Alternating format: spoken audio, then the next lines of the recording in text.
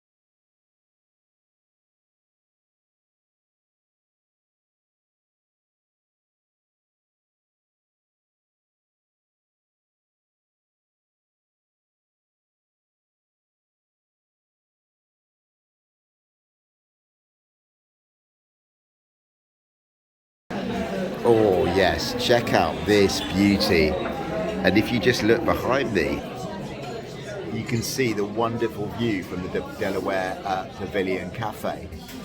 This is one of my favourite places in Sussex. It's warm, it's cosy, and it's a spectacular place to see some art.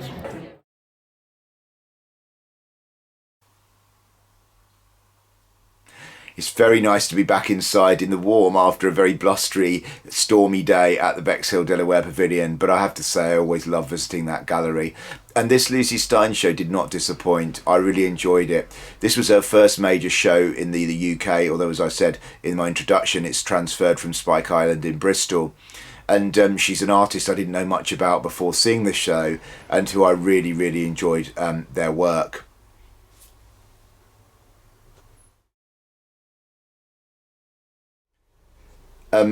It's a very colourful show, full of expressionist brushstrokes. Obviously the centrepiece, as you've hopefully seen from the video clips, is this installation, Wet Room. And what I really enjoyed about this installation was the combination of running water and the artistic details on the tiles. I think I saw a three-headed snake, an eye of Horus, a wheat sheaf, and a sculpture made out of soap. And this was obviously very much inspired from doing a bit of reading by the artist giving birth to her second child, I think it was, during lockdown, with all the hopes and excitement and fear that brings, amplified by the fact that this happened in a pandemic.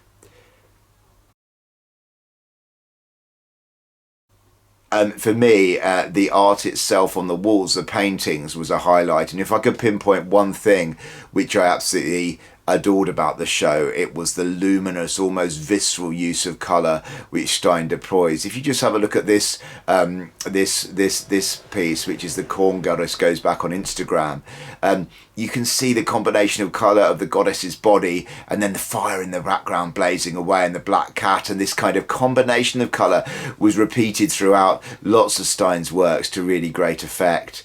And what I also loved was the fact that there was a mixture of deeply serious exploration of themes in the art, obviously femininity and feminine archetypes, but also psychology and Jungian psychoanalysis. And so there was a deeply serious point to this show, but there was also a tremendous amount of wit and humour as well.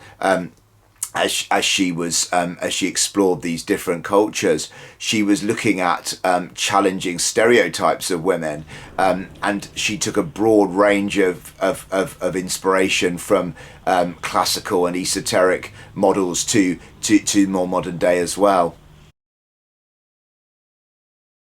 If I could take one piece home, I think it would be the Corn Goddess Goes Back on Instagram, because it combines everything I loved about Stein's work. The humour, the serious point, a comment on the present day as well, and beautiful combinations of colour with these expressionist brushstrokes, which I really always, I love that if an artist can pull that off really well.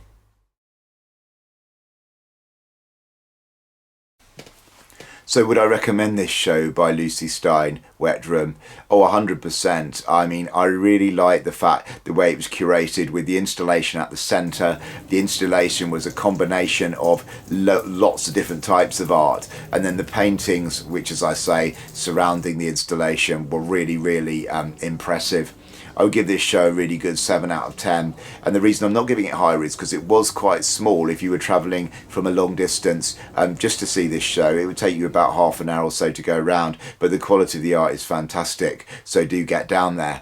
I should also add that the upper gallery at the Delaware Pavilion is also hosting a show by the artist Bassam Al-Sabah. It is called I Am Error. I'm not commenting or reviewing that in this review because I, unfortunately, due to the storm and transport issues, did not get to see the whole film, so that would be unfair of me, but it did look really interesting. I obviously peeked in, and it's accompanied by a sculptural piece and a painted work as well.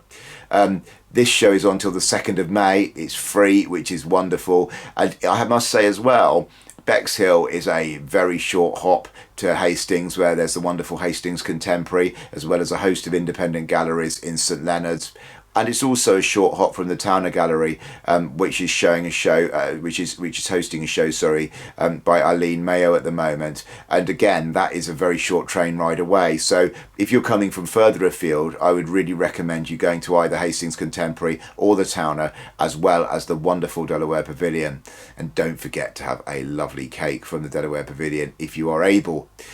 Do press the notification bell and subscribe to the art vlog for upcoming vlogs from different galleries around the country, and let me know in the comments if you went to the Lucy Stein show at the Delaware Pavilion or at Spike Island in Bristol, and you disagree with my review, or you thought something different was a different highlight. Do let me know. I'd love to hear from you. Thank you very much. Really hope you can get out and see some art, some soul restoring art in the next few weeks.